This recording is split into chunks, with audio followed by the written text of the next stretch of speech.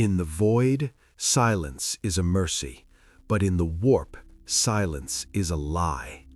For 10,000 years, the Imperium of Man has charted the horrors of the galaxy. We know the Xenos that devours, the heretic that corrupts, and the daemon that screams. We believe we have catalogued every nightmare that stalks the dark between stars. We were wrong.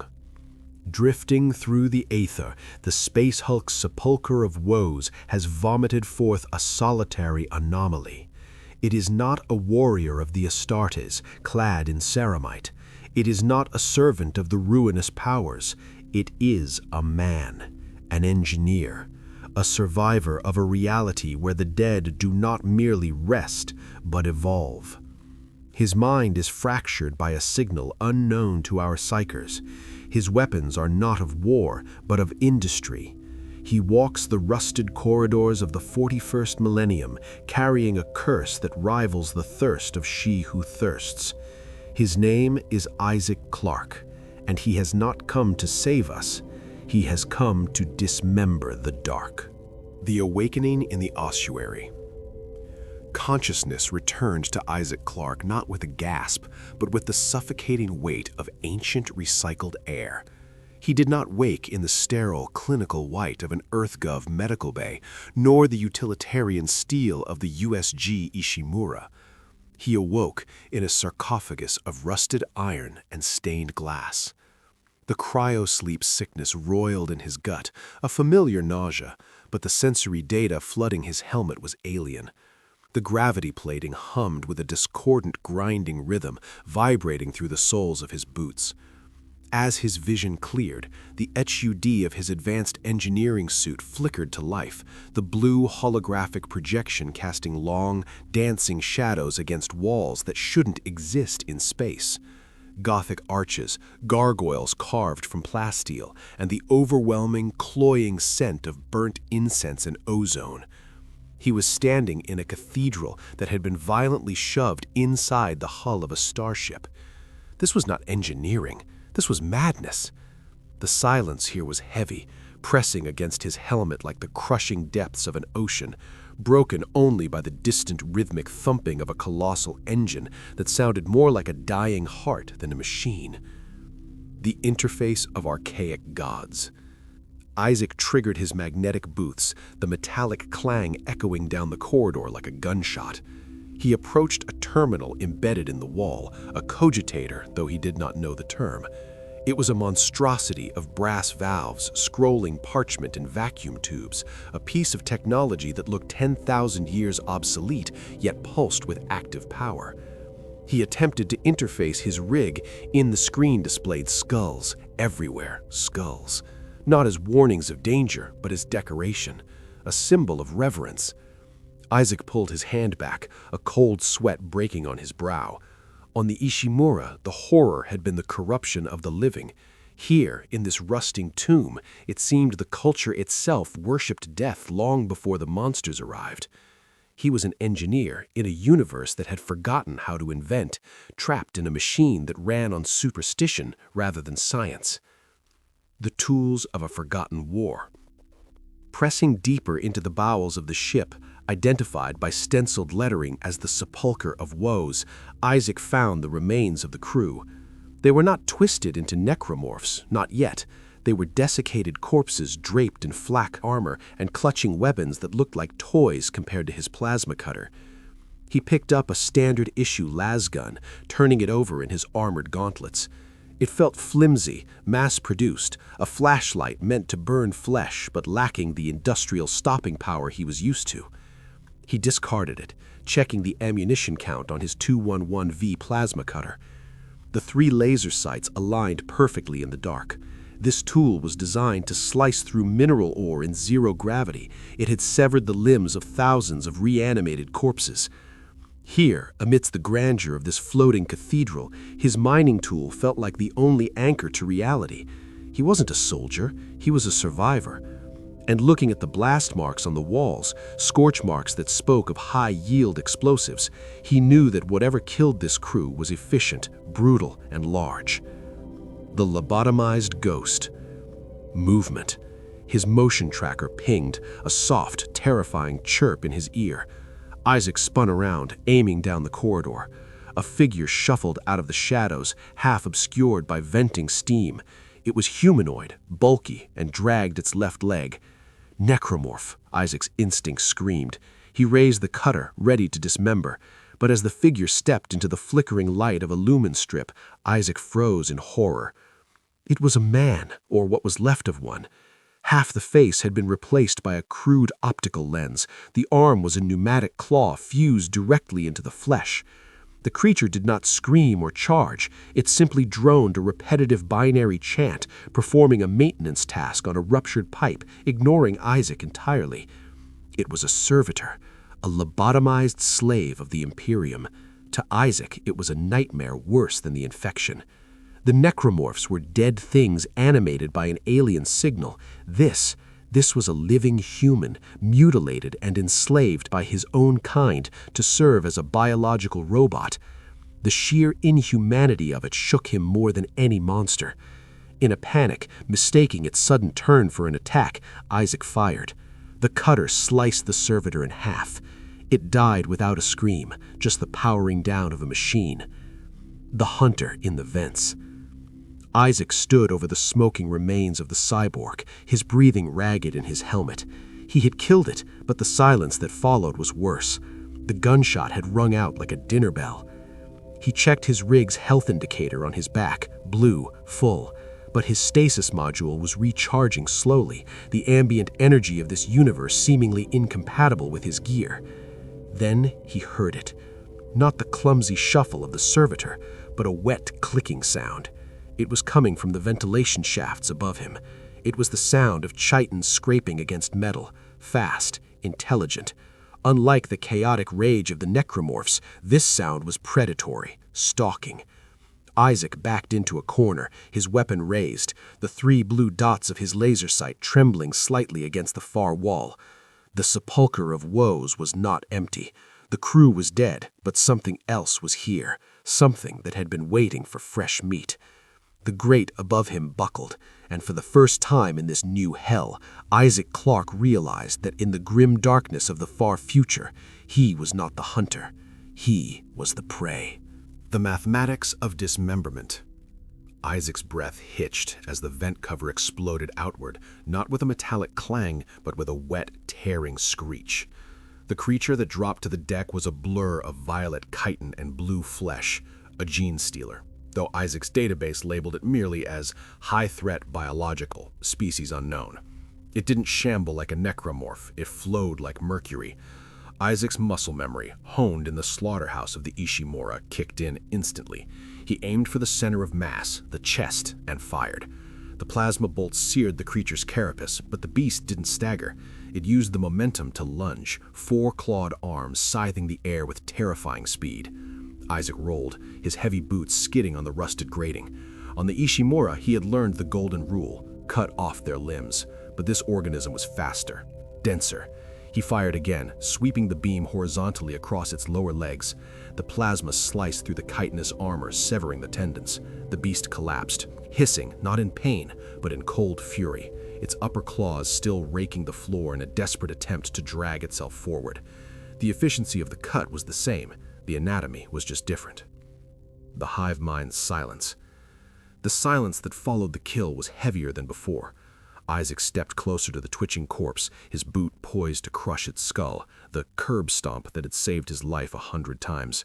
He brought his heel down with hydraulic-assisted force, shattering the alien's cranium into a paste of bone and ichor. But there was no relief. Unlike the necromorphs, which were driven by a singular chaotic signal from the marker, this creature felt disconnected, isolated. Yet Isaac's engineering mind saw the biology for what it was, a perfect weapon. No wasted organs, no vestigial structures. He scanned the corpse with his RIG. Genetic structure, mutable. Origin, extragalactic. It was a scout, a drone. And where there was a drone, there was a queen, or worse. He checked his ammo, 18 charges left. He needed to fortify. The ghost in the machine. Retreating to a heavy blast door, Isaac attempted to seal the corridor. He pried open the control panel, expecting copper wiring and fuses. Instead, he found a wet, organic component wired into the circuitry, a servitor skull acting as a logic gate.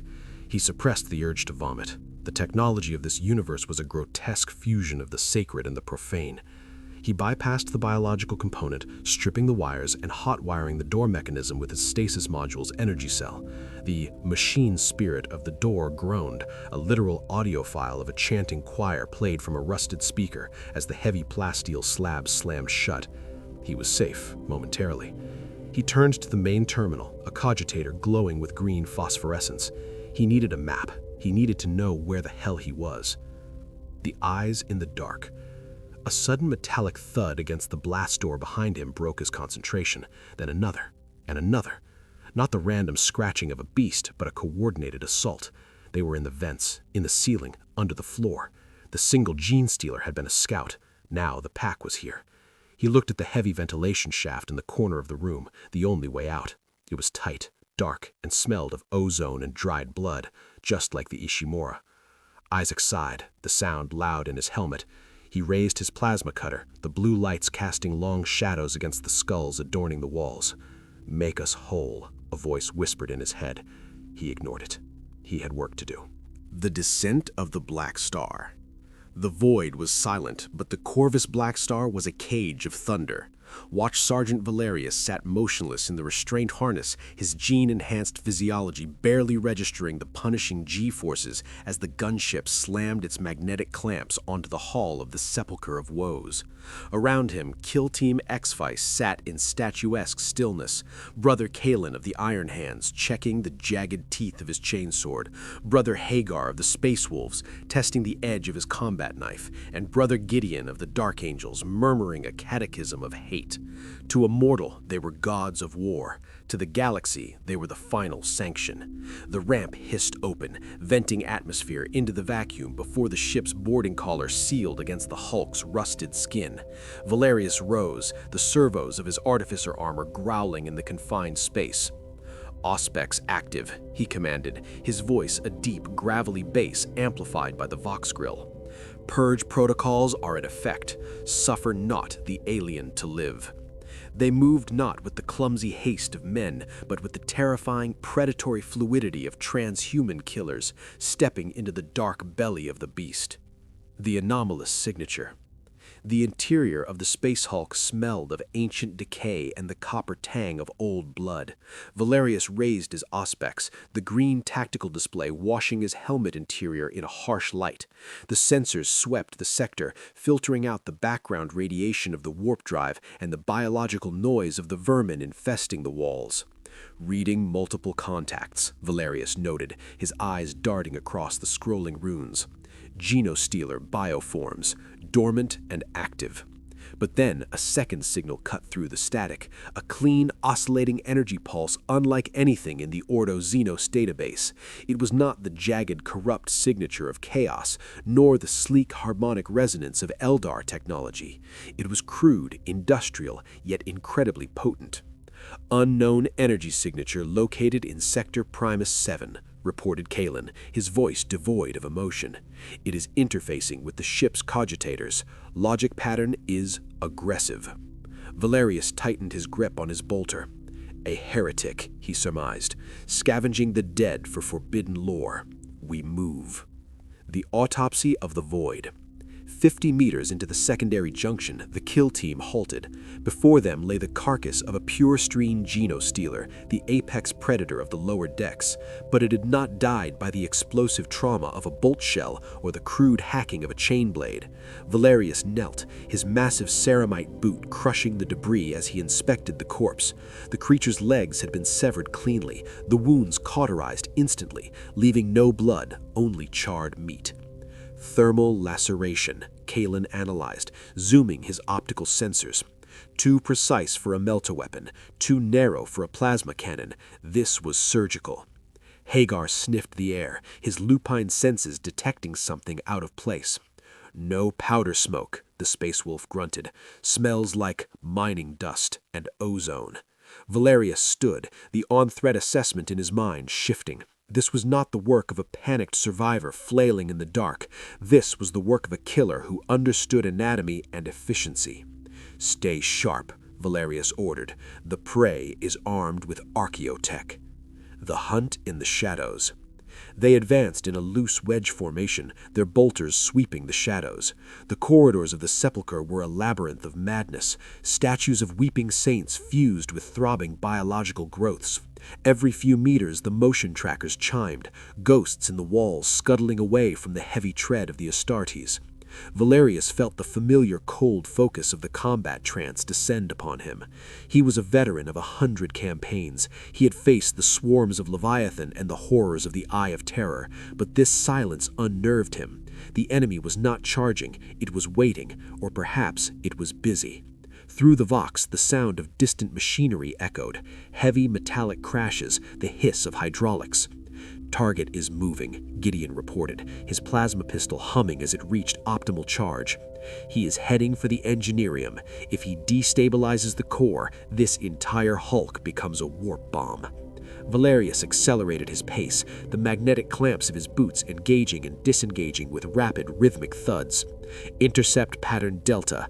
We take him alive for interrogation. Then we give him to the Emperor's peace." The heretic of industry. They breached the blast doors of the engineerium, weapons raised. In the center of the vast chamber, amidst a tangle of sparking cables and venting steam, stood the anomaly. He was human, or at least bipedal, clad in a suit of armor that defied imperial classification. It was ribbed, copper and steel, with a spinal energy bar glowing a harsh cyan. A holographic display projected from the chest plate, illuminating the helmet's bucket-like visor. He was tinkering with a console, his back to them. To Valerius, he looked like a twisted parody of a tech priest, a scavenger wearing the skin of a machine. "Halt!" Valerius bellowed, his external speakers amplifying his voice to a deafening roar. "By the authority of the Deathwatch, you are ordered to surrender." The figure froze. Slowly, deliberately, it turned. The 3 blue slits of its weapon, a tool that looked like a blasphemous fusion of a cutter and a gun, aligned with Valerius's chest. For a second, God Warrior and Engineer stared at each other across the gulf of realities. Valerius saw a heretic. Isaac Clarke saw a firing squad. The standoff in the engineerium was a tableau of imminent violence. Isaac Clarke stood his ground, the magnetic heavy metal beat of his pulse thundering in his ears. Towering above him were 4 giants clad in armor so thick it resembled tank plating, painted in the abyss black of the void. They did not move like men.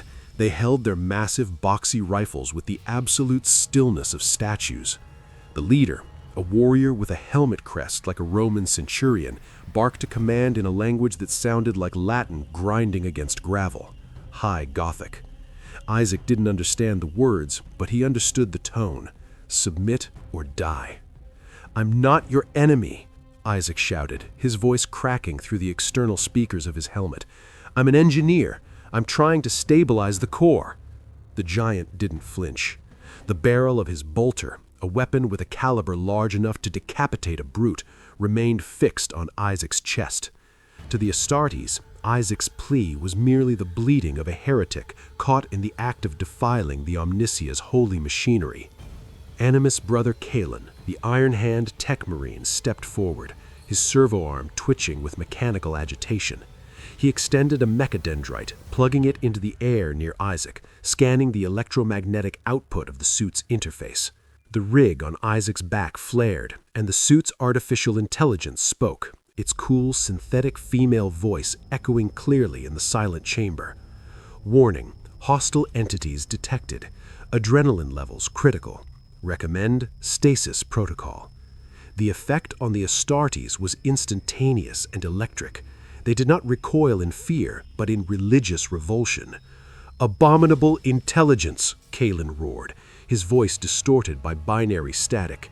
"It possesses a silica animus. It thinks." In the Imperium, a machine that thinks for itself is the ultimate heresy, a sin from the dark age of technology that nearly destroyed humanity. The squad leader disengaged the safety on his bolter.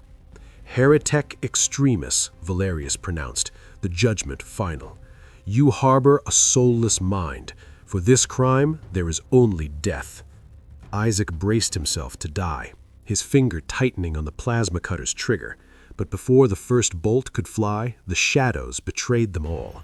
The ventilation grates lining the cathedral high ceiling exploded outward in a shower of rust and metal. A shriek, high-pitched and psychic, tore through the air, shattering the glass of the pressure gauges. The motion trackers on the Astartes HUDs went from a single ping to a solid wall of red. "Ambush!" Gideon shouted, spinning his plasma pistol toward the upper gantries. They poured down like a liquid nightmare. Hormagaunts, hundreds of them, a tidal wave of violet carapace, talons, and teeth, driven by the hunger of the hive mind. The standoff was broken not by diplomacy, but by the sheer necessity of survival. The Astartes formed a defensive circle instantly, their backs to each other, a fortress of ceramite in a sea of Xenos flesh. Isaac, isolated and exposed, was forced to scramble backward toward the control console, raising his weapon as the first wave of leapers descended upon him. The engineerium erupted into a cacophony of war. The roar of the Astartes bolters was a physical assault on the senses. Thud, thud, thud, thud. Each mass-reactive shell detonating inside the Tyranid bodies, blowing them apart in wet showers of gore. In contrast, Isaac's plasma cutter made a sharp rhythmic snap, snap, hiss, severing limbs with surgical precision. He fought with the desperate, frantic energy of a man used to surviving alone, utilizing the environment, shooting out steam pipes to scald the attackers, stomping on skulls with his gravity boots. He glanced over at the Space Marines. They were efficient, brutal meat grinders, holding their ground with discipline that defied belief. But the numbers were against them. For every gaunt they blew apart, 3 more skittered over the corpses. Isaac saw a massive scything talon rake across Valerius's pauldron, sparking against the black paint. Even these demigods could bleed. The true threat revealed itself not in the swarm, but in the shadow. A lictor, a chameleon-skinned assassin beast, uncloaked directly behind Kalen the Tech Marine. Its mantis-like claws were raised to decapitate the distracted Astartes. Kalen was busy clearing a jam in his heavy bolter. He wouldn't turn in time. Isaac didn't think, he reacted. He thrust his left hand forward, the stasis module on his wrist glowing with blinding intensity. Whoosh! A geometric field of blue energy engulfed the lictor. The beast froze in mid-strike, caught in a bubble of slowed time, its roar drawn out into a low, distorted moan. Kalen turned, expecting death, only to see the monster suspended in the air like a statue of violence. He looked at Isaac, his optical sensors widening. This was not the warp. This was physics bending to the will of a device. Kalen raised his power axe and smashed the frozen creature into shards of ice-cold flesh. As the time dilation faded, the Tech Marine looked at the engineer not with hatred, but with a terrifying, calculating curiosity. "You command the flow of time?" The last of the Tyranids lay twitching in pools of their own acidic blood, smoke rising from the charred holes in their carapaces. The skirmish was over, but the air in the engineerium was thick with a new kind of tension. Watch Sergeant Valerius ordered a defensive perimeter, his men moving with practiced silent lethality to cover the blast doors. Isaac Clarke slumped against a bulkhead, his heart rate monitor slowly returning to green. He expected the giant soldiers to turn their guns on him again, but they didn't. The display of the stasis module had changed everything. It had bought him time, perhaps even value. Tech Marine Kalen approached him, the heavy tread of his iron boots shaking the floor. The Astartes did not raise his weapon. Instead, his servo arm extended, the optical lens zooming in on the glowing blue interface on Isaac's wrist. To the Space Marine, this was not a piece of mining equipment. It was a relic from the dark age of technology, a fragment of the Omnissia's lost divinity. "The motive force within your gauntlet," Kalen rumbled, his voice low and reverent. "It commands the temporal flow. Show me the logic spirits that guide it." Isaac held up his arm, wary. He tapped the interface, bringing up the schematic of the stasis module. "It's just a kinetic dampener," Isaac explained, his voice weary. "Standard issue for hazardous environment engineering. Stops fast-moving machinery so we don't get crushed." Kalen stared at the hologram, his bionic eye whirling as it recorded every photon of data. To an engineer of the 21st century, it was a tool. To a tech priest of the 41st millennium, it was magic. "Standard issue?" Kalen repeated, the disbelief coloring his digitized voice. "You speak of a standard template construct, a scatter field that defies the laws of linear time, freely given to a mere worker?" The tech marine looked at Isaac as if he were a prophet who didn't know he was holy. The cultural gap was a chasm. Isaac saw a universe where technology had stagnated into religion. Kalen saw a man walking around with a god's power on his wrist, treating it like a wrench. "We are tracking a signal," Isaac said, trying to pivot the conversation to survival. "A marker signal. It's what woke the hive. It's pulling this ship somewhere." Valerius turned his helmet toward them. "A beacon?" the sergeant asked, "like the Astronomicon?" Isaac shook his head. "No, it's not a lighthouse. It's a broadcast. It makes dead things not dead, and it makes the living see things that aren't there." The Astartes exchanged glances. They knew of such things: warp beacons, sorcery, the corrupting whisper of chaos. But Isaac's description was clinical, not mystical. "If this motive is a xeno-psychic amplifier," Valerius concluded, "it must be destroyed. But first, we need to survive the transit." He pointed to Isaac's plasma cutter.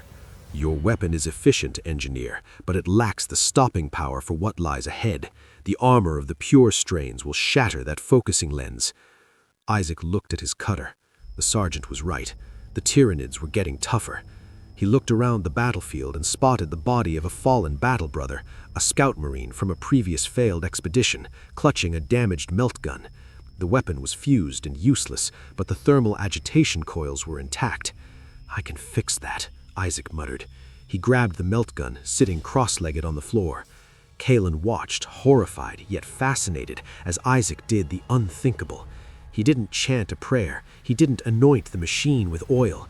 He simply ripped the casing open, stripped the high-grade coils, and hot-wired them into the energy feed of his plasma cutter using a soldering tool. "Tech-Heresy," Kalen whispered, watching Isaac strip the sacred wires. "You defile the machine spirit."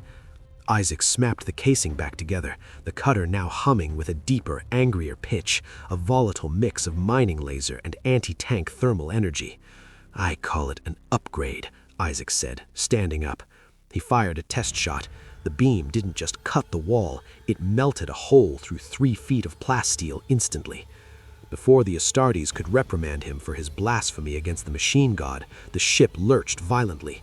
The gravity plating flickered. The hum of the Sepulchre's engines changed from a throb to a scream.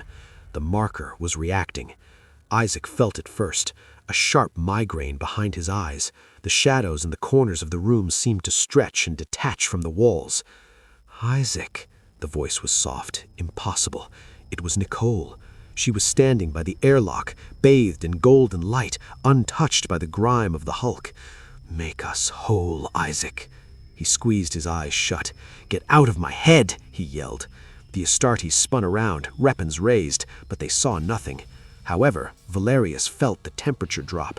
The runes on the Space Wolf's armor began to frost over. "The Gellerfield is failing," Valerius barked. "The barrier between the ship and the warp is thinning. The engineer is not just seeing ghosts, he is acting as a conduit." The reality of the engineerium began to bleed. The metal walls sweated blood, and the distant mechanical sounds twisted into the laughter of demons. The transition was not gradual. It was a violent seizure of reality. One moment, the corridor was rusted iron and plasteel. The next, the metal began to sweat. The hallucinations that had plagued Isaac since the Aegis 7 incident, the whisper of his dead girlfriend, the scribblings of the marker, were suddenly amplified by the malignant physics of the warp. The walls didn't just look like they were bleeding, they were bleeding. A thick, viscous ichor oozed from the rivets, smelling of copper and rotting flowers. Isaac staggered, his magnetic boots slipping on the slick surface. Inside his helmet, the HUD fractured, displaying error messages in a script that wasn't English or unitology, but a jagged, headache-inducing syntax that seemed to writhe on the glass. "The Gellerfield is collapsing," Valerius shouted over the vox, his voice struggling against a rising tide of static that sounded like screaming children. "The Empyrean is leaking in. Keep your mind's fortress shut. Do not listen to the voices." But for Isaac, the voices weren't invaders. They were old roommates. He pressed his hands against his helmet, trying to squeeze out the chant, "Make us whole. Burn the heretic. Make us whole." With a groan of tortured metal, the artificial gravity plating failed completely. The sudden weightlessness threw the Space Marines off balance. For all their gene-enhanced coordination, the Astides were designed for the crushing weight of ground warfare. In zero-G, their massive ceramite armor was a liability, forcing them to rely on magnetic clamps that locked them to the deck with slow, clunky thuds. For Isaac, however, the lack of gravity was a liberation. This was his domain. The thrusters on his boots and back flared to life, stabilizing him instantly. He kicked off a bulkhead, spiraling through the floating debris, spent shell casings, droplets of blood, and fragments of stone with the grace of a dancer. While the Astartes trudged forward like anchors dragged along the seabed, Isaac jetted over their heads, his movements fluid and efficient. He was no longer just a survivor. In the void, he was the master of his environment. He spun in mid-air, using his kinesis module to clear a floating beam that blocked the path of the cumbersome giants below. They pushed deeper into the ship's spine, towards the plasma drive, but the architecture was becoming increasingly hostile.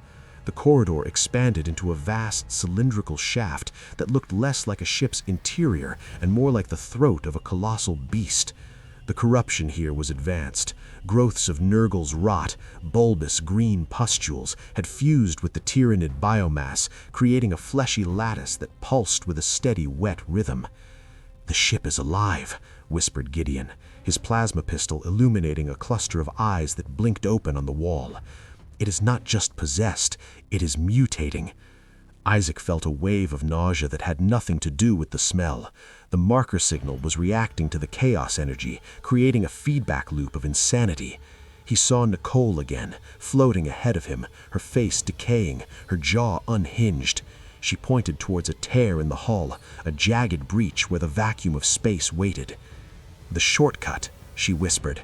Isaac checked his nav point. She was right. The direct path was blocked by a wall of bone. The only way to the core was outside. "We have to go EVA," Isaac broadcasted, pointing to the breach. "The internal route is calcified. We have to cross the hull." Valerius hesitated, then nodded. They stepped through the tear and into the absolute cold of the void.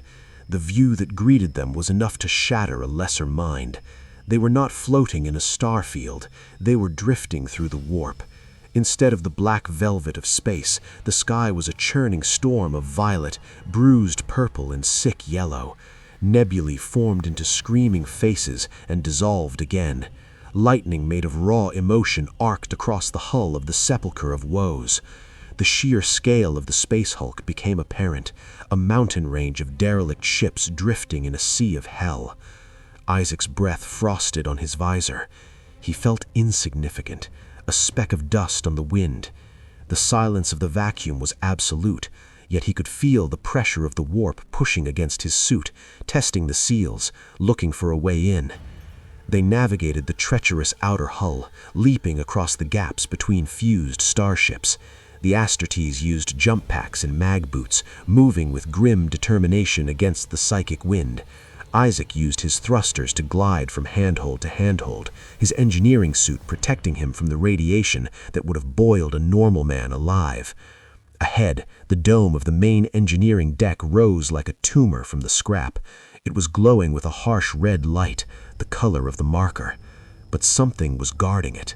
Clinging to the dome were gargoyles, not stone, but flesh, winged Tyranid forms frozen in the vacuum, waiting to thaw. As the group approached, the red light pulsed and the ice on the creature's wings cracked. "Contact front," Valerius stated calmly, locking his boots to the hull. "Prepare for void combat." Isaac checked his oxygen levels. 80 seconds. He checked his ammo. He checked his sanity. He had enough of the first two. The third was debatable. The airlock cycled with a hiss of decompressing gas, admitting them into the reactor chamber. Valerius felt the change in atmosphere immediately through his autosenses. The air here was hot, humid, and thick with the scent of pheromones. This was no longer a machine room, it was a cathedral of meat. The walls were plastered with a resinous, hardening secretion, and the floor was a carpet of crushed bone, human, Astartes, and Xenos alike. In the center, the reactor core pulsed with a sickly, erratic rhythm, its light obscured by hanging tapestries of flayed skin. "Check your corners," Valerius ordered, his voice tight. The shadows here were deep, and the silence was artificial. The motion tracker on his HUD remained frustratingly clear, a flat green line. "It is masking its presence," Brother Hagar growled, sniffing the air, his wolf senses bristling. "Something old is here, something hateful." Valerius gripped his power sword, the energy field crackling into life. They were in the heart of the infestation. The nest. The attack did not come from the shadows, it came from the ceiling. A blur of indigo and crimson dropped with the force of a falling anvil. There was no warning, no scream. Brother Tybalt, the heavy weapons specialist who had joined their rearguard, was gone before he hit the ground. The beast, a towering nightmare of muscle and chitin, larger than a dreadnought, landed on him, its massive rending claws punching through Tybalt's ceramite chestplate as if it were parchment. The Astartes died instantly, his primary heart shredded. Before the squad could traverse their weapons, the creature moved again. It was blindingly fast, a blur of violence that defied its bulk. It backhanded Brother Nero, sending the half-ton transhuman flying across the room to smash into a generator with the sound of a crumpled tank. Valerius realized with a cold dread, this was not a mere beast. This was a patriarch, a broodlord, an apex predator that had feasted on the crews of 100 ships. "Open fire," Valerius roared, unleashing a storm of bolter shells. The explosive rounds detonated against the broodlord's iron-hard carapace, blowing chunks of chitin away but failing to slow it. The creature shrieked, a psychic blast that hit Valerius like a physical hammer, staggering him. It lunged for him, claws extending to decapitate. Valerius parried with his power sword, sparks showering the room as the energy blade met alien bone.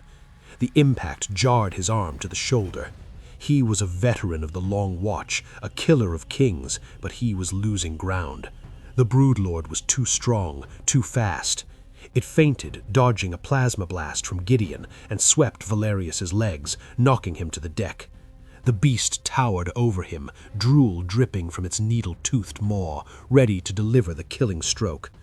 Valerius looked up, preparing to spit his last curse at the Xenos filth. Suddenly, a screech of tearing metal drowned out the battle. Across the room, Isaac Clarke stood with his left arm extended, the kinesis module on his palm glowing a furious, blinding white.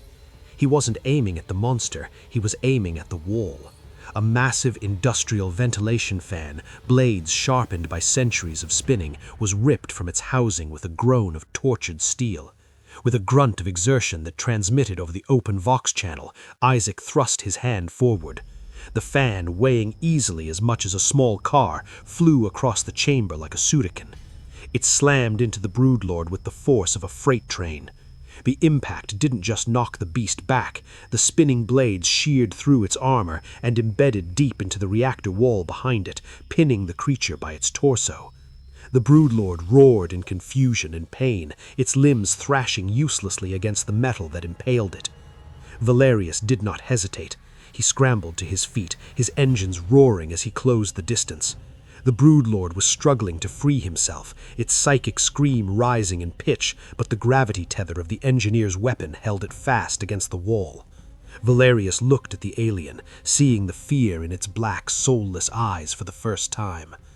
"Die, Xenos," he whispered. He didn't slash, he thrusted. He drove his power sword deep into the creature's exposed neck, twisting the blade and activating the power field to maximum. There was a wet, sizzling explosion of flesh and brain matter. The broodlord convulsed once, then went limp, slumping against the fan that had become its tombstone. Valerius withdrew his blade, black blood hissing on the metal. He looked over at the engineer, who was lowering his hand, panting heavily. The Astartes nodded, a gesture of supreme respect. They had not just survived, they had executed a god of the hive. The death of the Broodlord should have brought silence, a moment of tactical respite. Instead, it brought a heaviness that pressed against the soul. Isaac watched as the creature's black blood pooled on the deck, but it did not behave like liquid. It hissed, bubbling with an unnatural heat, and began to move of its own accord. The blood flowed against the gravity, tracing intricate, spiraling patterns into the rusted metal of the floor. Symbols that hurt Isaac's eyes just to look at. 3 circles rotting together. The air grew instantly colder, yet smelled of humid, tropical decay. The sharp, metallic tang of the Tyranid hive was replaced by the cloying sweetness of overripe fruit and gangrenous meat. Gellerfield failure is absolute, Valerius rasped, his voice sounding hollow, as if speaking from the bottom of a well. The shadows in the corners of the reactor room lengthened, detached from the physical geometry of the ship. They were no longer in real space. They were in the garden of the Plague Father. A droning sound filled the chamber, a low, buzzing hum that vibrated in Isaac's teeth. Flies, fat, greasy blowflies with human faces began to manifest from thin air, vomiting maggots onto the pristine ceramite of the Space Marines. Isaac swatted at his helmet, panic rising. His RIG flashed red. Hazard, biotoxin detected. Filter integrity failing. The fabric of reality tore open in the center of the room, right above the Broodlord's corpse. It wasn't a clean portal. It looked like a wound in the universe that refused to heal. From this tear, a fog of viridian gas spilled out, corroding the floor grating instantly. Isaac stepped back, his engineering mind trying to categorize the threat. Chemical? Biological? Hallucinogenic? But the data made no sense. This wasn't science. It was malice given form. The marker in his head screamed a new sound, not a plea to be made whole, but a weeping cry of despair. It was reacting to a rival predator. From the smog, a shape coalesced. It was a herald of Nurgle, a lumbering mound of rotted flesh and exposed intestines, wielding a rusted bell that tolled with the sound of ending worlds. It smiled, a wet, gurgling expression of genuine affection. "Grandfather welcomes the traveler," the demon burbled, its voice wet with phlegm.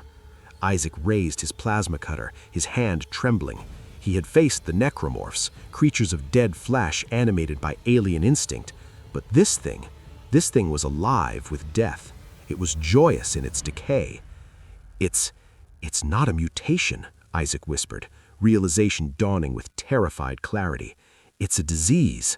The whole dimension is a disease." The demon raised its bell, and a wave of psychic nausea hit them. Brother Hagar, the space wolf, fell to his knees, retching black bile inside his helmet, as his immune system, the finest bioengineering of the Emperor, failed against the sorcery of the warp. "The witch!" the shout came from behind Isaac. He turned to see Tech Marine Kalen. The Iron Hand was not looking at the demon, he was looking at Isaac. Kalen's bionic eye was spinning erratically, his logic centers overwhelmed by the impossibility of the situation. To the Tech Marine, the equation was simple. The Gellerfield failed because of the anomaly. The anomaly is the man with the X-Xeno signal in his brain. "You are the anchor," Kalen roared, raising his bolt pistol. "You drew them here. The machine spirit weeps because of your presence." Paranoia, fueled by the warp, had shattered the Astartes' discipline. He saw Isaac not as an ally, but a walking tumor that had to be excised to save the ship. Valerius shouted a counterorder, "Hold fire, brother!" But it was too late. Kalen fired. The bolt round glanced off Isaac's shoulder pauldron, shattering the kinetic shield and sending him spinning to the floor. Isaac hit the deck hard, his ears ringing. He looked up to see the massive armored figure of the Tech Marine looming over him, a combat knife drawn for the execution. The demon laughed in the background, feeding on the betrayal. Isaac didn't want to do it. He respected the machine man, but survival was a reflex, not a choice. As Kalen brought the knife down, Isaac activated the kinesis module on his left hand. He didn't push the Marine. He grabbed the loose plasma vent Kalen was standing on and yanked. The floor grating ripped upward, throwing the Astartes off balance. In that split second of vulnerability, Isaac raised the plasma cutter, the one modified with the melta-coils, and fired point blank at the Tech Marine's chest. The beam melted through the ceramite, through the black carapace, and into the power core of the armor. Kalen stiffened, his internal ammo store cooking off in a muffled explosion. He toppled backward, dead before he hit the ground. Isaac lowered his weapon, breathing hard. He was alone now, truly alone. A heretic to the living and a prize for the dead. They reached the cathedral of the drive. It was a cavernous space, so vast that clouds formed near the ceiling, raining oil and holy water upon the miles of machinery below. In the center stood the plasma drive of the Sepulchre, a pillar of contained sunfire trapped behind fields of flickering containment energy. Isaac Clarke and Watch Sergeant Valerius were the only two left. The Tech Marine was dead by Isaac's hand. The others were lost to the warp. They stood on the command gantry, overlooking the abyss. The noise was deafening, the scream of the drive mixing with the wet, tearing sounds of the reality breach behind them. Isaac limped to the main control altar. His suit was battered, the helmet cracked, warning lights flashing critical on every system. He didn't look like a hero. He looked like a man who was simply too stubborn to die. He looked at the readings. The containment was at 12%. The warp infestation was spreading to the fuel lines. "We can't stabilize it," Isaac shouted over the roar. "The corruption is in the fuel. If we jump, we take this nightmare to an inhabited system." Valerius stood at the edge of the gantry, his bolter empty, his power sword burning with the last dregs of its charge. He looked at the engineer. "Then what is your solution, Earthborn?" Valerius demanded. Isaac looked at the massive drive, then back at the console. He saw the emergency venting protocols. On the Ishimura, he had learned that mining tools could be weapons. Now he realized that a starship drive could be a bomb. "We don't stabilize it," Isaac said, his voice cold and flat. "We crack it. I can remove the magnetic dampeners, cause a thermal runaway. It'll vaporize the ship, the Tyranids, the daemons, and us." He looked at the Space Marine, expecting execution. Instead, Valerius nodded. It was the logic of the Astartes. Better to die for the Emperor than live for yourself. "An exterminatus," Valerius stated solemnly. "Deny the enemy the asset. Do it, engineer. I will buy you the time." The blast doors melted. They didn't open, they simply dissolved into slag as the horde poured through. It was a vision of hell. Tyranid warriors, their chitin slick with Nurgle's rot, fought against plague bearers in a chaotic swirling melee of claws and rusted blades. But they paused when they saw the two figures on the gantry. The hunger of the hive mind and the malice of the warp united in a singular desire. Stop the signal, stop the bomb. They charged. Valerius stepped forward to meet them. He was one Astartes against a legion. He drew a combat knife in his offhand, his power sword in the other. "For the Lion! For the Emperor!" he roared, charging down the ramp to meet the wave of death. It was a suicide charge, a final act of defiance to clog the stairs with their dead so Isaac could work. Isaac turned his back on the slaughter. He plugged his rig directly into the Omniscius's altar. The machine spirits screamed in protest. The screen flashed red runes of warning, heresy, unauthorized access, critical failure imminent. Isaac ignored it. He typed furiously, his fingers dancing across the archaic keys. He wasn't praying, he was hacking. He bypassed the safety interlocks, rerouting the coolant into the void. Then the screen flickered. The high Gothic text dissolved. In its place, jagged red glyphs began to scrawl across the monitor. The marker symbols. The alien artifact in his head was interfacing with the ship, pushing the reactor past its limits, urging the destruction. "Make us whole," the screen read. "Go to hell," Isaac muttered. He slammed his fist onto the final execution key. The sound of the universe breaking was silent at first. The containment fields collapsed.